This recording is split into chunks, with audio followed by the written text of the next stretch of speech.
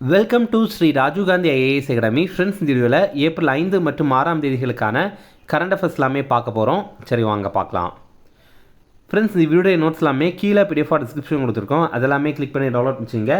அப்புறம் நம்ம Telegram group லிங்க்மே கீழே டிஸ்கிரிப்ஷன் கொடுத்துருக்கோம். அதிலேயுமே கிளிக் பண்ணி ஜாயின் பண்ணிங்க. நம்முடைய டெலிகிராம் குரூப்பில் கரண்ட் அஃபேர்ஸ் குயிசஸ் நடத்திட்டு வரோம். நீங்களுமே ஜாயின் பண்ணி அட்டன் பண்ணிக்கலாம். ஓகே, சரி வாங்க பார்க்கலாம். ஃபஸ்ட்டு, உலகின் 2வது மிகப்பெரிய தொலைத்தொடர்பு சேவையை வழங்கும் இந்திய நிறுவனம் எது? இதற்கான ஆன்சர் பாரதி ஏர்டெல். இப்போ பார்த்திங்க அப்படின்னா சிம் கம்பெனிஸ் இருக்குல்ல, இந்த அளவில் பார்த்திங்க அப்படின்னா உலக அளவில் 2வது அதிகமான தொலைத்தொடர்பு சேவையை வழங்குகிற பெரிய நிறுவனம் எது அப்படின்னா அது பாரதி ஏர்டெல் நிறுவனம் தான். இந்த நிறுவனத்திற்கு உலக அளவில் 65 கோடிக்கும் அதிகமான வாடிக்கையாளர்கள் இருக்காங்க. எந்தெந்த நாடுகளில் இந்த அமைப்பு சேவை வழங்குறாங்க அப்படின்னா இந்தியா, அப்புறம் ஆப்பிரிக்க கண்டத்தின் பல்வேறு நாடுகள், அப்புறம் இலங்கை மற்றும் வங்கதேசம். அப்போ நம்பர் 1ல் இருக்கிறது எந்த நிறுவனம் அப்படின்னா சைனா மொபைல் அப்படிங்கிற நிறுவனம். இந்த நிறுவனத்திற்கு 1 பில்லியன் மொபைல் சப்ஸ்கிரைபர்ஸ் இருக்காங்க. அடுத்தது, எந்த வகுப்பு முதல் மும்மொழி பாடத்தை சிபிஎஸ்இ அறிவித்தது? இதற்கான ஆன்சர் 6. இப்போ பார்த்திங்க அப்படின்னா வரும் கல்வியாண்டு 2026-27 கல்வியாண்டிலிருந்து பள்ளிகளில் 6ஆம் வகுப்புலேருந்தே மும்மொழி பாடத்தை அறிவித்திருக்காங்க. இதில் 2 மொழிகள் கட்டாயமாக இந்திய மொழிகளாக இருக்கணும்.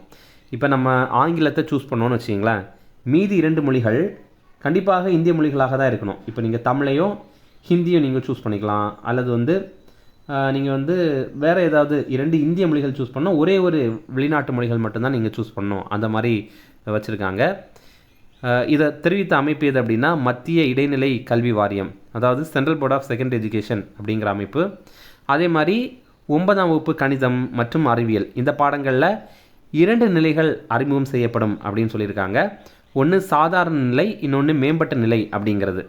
இப்போது நீங்கள் 9th ஸ்டாண்டர்டில் சயின்ஸ் படிக்கிறீங்க அப்படின்னா ஃபஸ்ட்டு பேசிக்கான புக் அப்படின்னு ஒரு புக் இருக்கும். அது முடித்த உடனே அட்வான்ஸ்டு அப்படின்னு ஒரு புக் இருக்கும். அதை 2யுமே படிக்கணும் அப்படிங்கிறத தெரிவித்திருக்காங்க. ஃப்ரெண்ட்ஸ், நம்ம ராஜீவ்காந்தி ஐஏஎஸ் அகாடமியில் இந்த ஆண்டு நடைபெற போகிற டிஎன்பிஎஸ்சி குரூப் 1 எக்ஸாமுக்கான ப்ரிலிம்ஸ் டெஸ்ட்டு சீரிஸ் ஸ்டார்ட் பண்ணியிருக்கோம். ரொம்ப குறைந்த கட்டணத்தில் நம்ம இதை நடத்துகிறோம். ஸ்க்ரீனில் தெரிகிற நம்பருக்கு நீங்கள் கால் பண்ணி பேசி இதில் ஜாயின் பண்ணிக்கலாம். அதே மாதிரி இந்த ஆண்டு நடைபெற போகிற டிஎன்பிஎஸ்சி குரூப் 2 எக்ஸாமுக்கான ப்ரிலிம்ஸ் டெஸ்ட்டு பேட்சுமே ஸ்டார்ட் பண்ணியிருக்கோம். இதையுமே நம்ம குறைந்த கட்டணத்தில் நடத்துகிறோம். இதையுமே ஸ்க்ரீனில் தெரிகிற நம்பருக்கு நீங்கள் கால் பண்ணி பேசி ஜாயின் பண்ணிக்கலாம். அடுத்தது, அங்கன்வாடி மையங்களை தத்தெடுக்க வேண்டும் என பல்கலைக்கழகங்களுக்கு உத்தரவிட்ட அமைப்பு எது? இதற்கான ஆன்சர் யூஜிசி. யூஜிசி அப்படின்னா யூனிவர்சிட்டி கிராண்ட்ஸ் கமிஷன் அப்படிங்கிறது. இந்த யூனிவர்சிட்டி கிராண்ட்ஸ் கமிஷன் அப்படிங்கிற அமைப்பு தான் நம்ம இந்தியாவில் இருக்கிற பல்கலைக்கழகங்கள் மற்றும் கல்லூரிகளை எல்லாம் நிர்வகிக்கிற அமைப்பு. இந்த அமைப்பு என்ன சொல்லியிருக்காங்க அப்படின்னா நாடு முழுவதும் இருக்கிற பல்கலைக்கழகங்கள் மற்றும் கல்லூரிகள் பக்கத்தில் இருக்கிற 5 அல்லது 6 அங்கன்வாடிகளை தத்தெடுக்கணும் அப்படின்னு தெரிவித்திருக்காங்க. இதற்காக இந்த பல்கலைக்கழக மானியக்குழு உத்தரவிட்டிருக்காங்க. எதற்காக இந்த மாதிரி பண்ணுறாங்க அப்படின்னா குழந்தைகளுக்கு அப்போது தரமான கல்வி கிடைக்கும்ல. இப்போ யோசிச்சு பாருங்கள், ஒரு பெரிய பல்கலைக்கழகம் இருக்குது, அங்கே படிக்கிற மாணவர்கள் நல்ல அறிவார்ந்த மாணவர்கள் இருக்காங்க. அங்கே பக்கத்தில் ஒரு அங்கன்வாடி இருக்குது, அங்கே குழந்தைகள் இருக்காங்க அப்படின்னு வச்சுக்கோங்களேன்.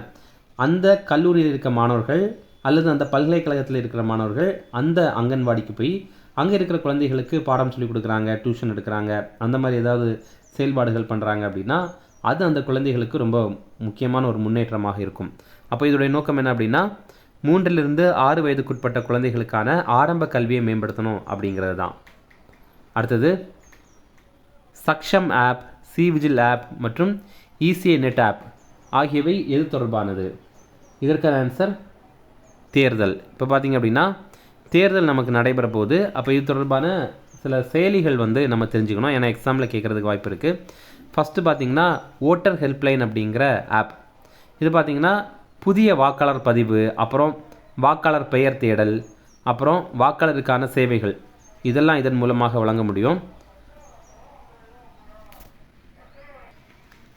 அடுத்தது சக்ஷம் அப்படிங்கிற ஒரு செயலி. இது என்ன அப்படின்னா மாற்றுத்திறனாளிகள் அவங்க வாக்களிக்கணும் அப்படின்னா அதில் பதிவு பண்ணலாம்.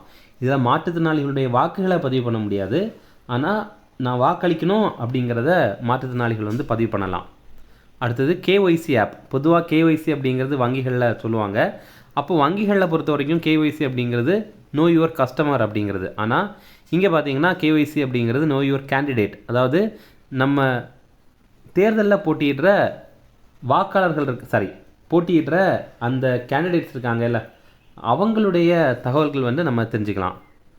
அடுத்தது சி விஜில் ஆப் அப்படிங்கிற ஆப். இது பார்த்திங்கன்னா தேர்தல் குறித்த புகார்களை தெரிவிக்கிறதுக்காக இந்த ஆப் இருக்குது. அதுக்கப்புறம் இசிஐ நெட் ஆப். இது பார்த்திங்கன்னா வாக்குப்பதிவு குறித்து சரியான விவரம் அறிகிறதுக்கு இந்த ஆப்பில் வந்து வழிவகை பண்ணியிருக்காங்க. நமக்கு ஏதாவது சந்தேகங்கள் இருக்குது, தேர்தல் சம்மந்தமான சந்தேகங்கள் ஏதாவது இருக்குது அப்படின்னா இதில் நம்ம தெரிஞ்சுக்கலாம். அப்புறம் வலைத்தளங்கள் பற்றி பார்த்திங்கன்னா போர்ட்டர் போர்ட்டல் அப்படிங்கிற ஒரு வலைத்தளம் இருக்குது. இதில் வந்து வாக்காளர்களுடைய சேவைகளை இதில் நம்ம வந்து பெற்றுக்கலாம். அதுக்கப்புறம் ஸ்வீப் அப்படிங்கிற ஒரு வெப்சைட் இருக்குது. இது பார்த்திங்கன்னா தேர்தல் குறித்த தகவல்கள் எல்லாமே நம்ம இதில் பெற்றுக்கலாம். அடுத்தது எங்குள்ள பவசாகரா பரிந்துரை மையம் ஆழ்கடல் விலங்கினங்களுக்கான தேசிய களஞ்சியமாக அறிவிக்கப்பட்டது. இதற்கான ஆன்சர் கொச்சி. இப்போ பார்த்திங்க அப்படின்னா பவசாகரா பரிந்துரை மையம் இதை வந்து ஆழ்கடல் விலங்கினங்களுக்கான தேசிய களஞ்சியமாக அறிவித்திருக்காங்க.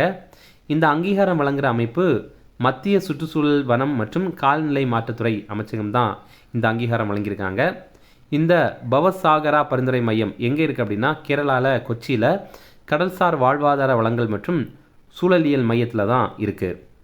அடுத்தது தற்போது எந்த அமைப்பிற்கு நிகர்நிலை பல்கலைக்கழகம் அந்தஸ்து வழங்கப்பட்டது? இதற்கான ஆன்சர் என்சிஇஆர்டி.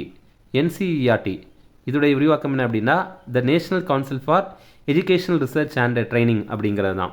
இப்போ சிபிஎஸ்சி பள்ளிகள்லாம் இருக்குல்ல, அந்த பள்ளிகளுக்கு பாடத்திட்டத்தை வடிவமைக்கிறது, அவங்களுடைய சிலபஸை வந்து உருவாக்குறது, இந்த மாதிரி அவங்களுடைய கரிக்குலத்தை உருவாக்குறது, இதெல்லாமே இவங்களுடைய பணி. இப்போ இதற்கு டீம்டு டு பி யூனிவர்சிட்டி அப்படிங்கிற ஸ்டேட்டஸ் வந்து வழங்கியிருக்காங்க. அப்போ இதன் மூலமாக இந்த அமைப்பு இனி சொந்தமாக இளங்கலை, முதுகலை மற்றும் முனைவர் பட்டங்களை வழங்க முடியும். அடுத்த முக்கிய தினங்கள் பற்றி பார்க்கலாம். சர்வதேச சுரங்க விழிப்புணர்வு தினம், இது வந்து ஏப்ரல் 4ஆம் தேதி. அதே மாதிரி சர்வதேச கன்னி வெடிகள் விழிப்புணர்வு தினமும் இந்த ஏப்ரல் 4ஆம் தேதி. இந்த இரண்டுமே ஒரே தினமாக கூட கடைபிடிக்கிறாங்க. அப்போ இந்த இரண்டுக்குமே ஒரே கருப்பொருள் தான். அது என்ன அப்படின்னா அமைதிக்காக முதலீடு செய்யுங்கள், சுரங்க நில மீட்பு பணிகளுக்காக முதலீடு செய்யுங்கள் அப்படிங்கிறது தான். அடுத்தது தேசிய கடல்சார் தினம், இது வந்து ஏப்ரல் 5ஆம் தேதி. இந்த ஆண்டுக்கான கருப்பொருள் கடல்சார் இந்தியா முன்னேற்றத்திற்கான வலுவூட்டல் அப்படிங்கிறது தான். எஸ்எஸ் லாயல்ட்டி அப்படிங்கிற ஒரு கப்பல், இதுதான் இந்தியாவுடைய முதல் நீராவி கப்பல். இது வந்து 1919 ஆண்டு ஏப்ரல் 5ஆம் தேதி மும்பையிலேருந்து லண்டனுக்கு போயிருந்தது. அந்த தினத்தை தான் நம்ம இந்த மாதிரி ஏப்ரல் 5ஆம் தேதியை தேசிய கடல்சார் தினமாக கடைபிடிக்கிறோம். அடுத்தது வளர்ச்சி மற்றும் அமைதிக்கான சர்வதேச விளையாட்டு தினம், இது வந்து ஏப்ரல் 6ஆம் தேதி. இது வந்து சர்வதேச விளையாட்டு தினம் அப்படின்ற மாதிரி கூட சொல்லுவாங்க. ஏன்னா தனியாக சர்வதேச விளையாட்டு தினம் கிடையாது. ஆனால் இந்த வளர்ச்சி மற்றும் அமைதிக்கான சர்வதேச விளையாட்டு தினத்தை பொதுவாக உலக விளையாட்டு தினம் அப்படின்னும் கொண்டாடுறாங்க. இந்த ஆண்டுக்கான கருப்பொருள் விளையாட்டு பாலங்களை உருவாக்குகிறது, தடைகளை தகர்க்கிறது அப்படிங்கிறது தான். ஓகே, இந்த ரிவிஷன் பார்க்கலாம். உலகின் 2வது மிகப்பெரிய தொலைத்தொடர்பு சேவையை வழங்கும் இந்திய நிறுவனம் எது? இதற்கான ஆன்சர் பாரதி ஏர்டெல். அடுத்தது எந்த வகுப்பு முதல் மும்மொழி பாடத்தை சிபிஎஸ்சி அறிவித்தது? இதற்கான ஆன்சர் 6. அடுத்தது அங்கன்வாடி மையங்களை தத்தெடுக்க வேண்டும் என பல்கலைக்கழகங்களுக்கு உத்தரவிட்ட அமைப்பு எது? இதற்கான ஆன்சர் யுஜிசி. அடுத்தது Saksham app, C vigil app மற்றும் இசிஐ நெட் ஆப் ஆகியவை எது தொடர்பானது? இதற்கான ஆன்சர் தேர்தல். அடுத்தது எங்குள்ள பவசாகரா பரிந்துரை மையம் ஆழ்கடல் விலங்கினங்களுக்கான தேசிய களஞ்சியமாக அறிவிக்கப்பட்டது? இதற்கான ஆன்சர் கொச்சி. அடுத்தது தற்போது எந்த அமைப்பிற்கு நிகர்நிலை பல்கலைக்கழகம் அந்தஸ்து வழங்கப்பட்டது? இதற்கான ஆன்சர் என்சிஇஆர்டி. அவ்வளோதான் ஃப்ரெண்ட்ஸ். அப்புறம் நம்ம போன வீடியோவில் ஒரு ப்ரீவியஸ் இயர் கேள்வி கேட்டிருந்தோம், அதற்கான ஆன்சர் பார்க்கலாம். எந்தெந்த சர்வதேச விமான நிலையங்கள் எந்தெந்த நகரங்களில் இருக்குது அப்படிங்கிறது தான் அந்த கேள்வி. ஃபஸ்ட்டு பார்த்திங்கன்னா வீர் சாவர்கர் சர்வதேச விமான நிலையம், இது வந்து போர்ட் பிளேயரில் இருக்குது. அதாவது அந்தமான் நிக்கோபாருடைய தலைநகரான போர்ட் பிளேயரில் தான் இருக்குது. இப்போ அதோடைய பேரை வந்து போர்ட் பிளேயர்லேருந்து ஸ்ரீ விஜயபுரம்னு மாற்றிட்டாங்க. அடுத்தது பாபா சாஹேப் அம்பேத்கர் விமான நிலையம், இது பார்த்திங்கன்னா நாக்பூரில் இருக்குது. அடுத்தது சௌத்ரி சரண் சிங் விமான நிலையம், இது வந்து லக்னோவில் இருக்குது. அப்புறம் லால் பகதூர் சாஸ்திரி விமான நிலையம், இது வந்து வாரணாசியில் இருக்குது. அப்புறம் இன்றைக்கி உள்ள வீடியோவில் இதுவும் ஒரு ப்ரீவியஸ் இயர் கேள்வி தான், இதை பற்றி பார்க்கலாம். இது வந்து டிஎன்பிஎஸ்சி ப்ரீவியஸ் இயர் கேள்வி. சில அகழாய்வு இடங்கள் கொடுத்துருக்காங்க, அது எந்தெந்த மாவட்டங்களில் இருக்குது அப்படிங்கிறத பொறுத்து சொல்கிறாங்க. எந்தெந்த அகழாய்வு தளங்கள் கொடுத்துருக்காங்க அப்படின்னா ஆதிச்சநல்லூர், சிவக்கலை, கொர்க்கை, கீழடி இதெல்லாம் கொடுத்துருக்காங்க. அப்புறம் வந்து என்னென்ன மாவட்டங்கள் கொடுத்துருக்காங்கன்னா தூத்துக்குடி, திருநெல்வேலி, மதுரை மற்றும் மறுபடியும் தூத்துக்குடி கொடுத்துருக்காங்க. ஓகே, அப்போ நீங்கள் வந்து கரெக்டாக கமெண்ட்ஸில் ஆன்சர் சொல்லுங்கள் இதில் எது வரும் அப்படிங்கிறத. இந்த மாதிரி அகழாய்வு தளங்கள் எந்த மாவட்டங்கள் இருக்குது அப்படிங்கிறத கூட நீங்கள் முக்கியமாக படிச்சிங்க. ஏன்னா அது கூட எக்ஸாமில் அடிக்கடி கேட்குறாங்க. அதனால் கண்டிப்பாக படிச்சிங்க. அவ்வளோதான் ஃப்ரெண்ட்ஸ், இந்த வீடியோ பிடிச்சிட்டா கண்டிப்பாக லைக் பண்ணுங்கள். நம்மளே சேனலுக்கு சப்ஸ்கிரைப் பண்ணி வச்சுங்க. உங்கள் நண்பர்களுமே ஷேர் பண்ணுங்கள். கண்டிப்பாக இது அவங்களுக்கும் பயனுள்ளதாக இருக்கும். Okay, thank you.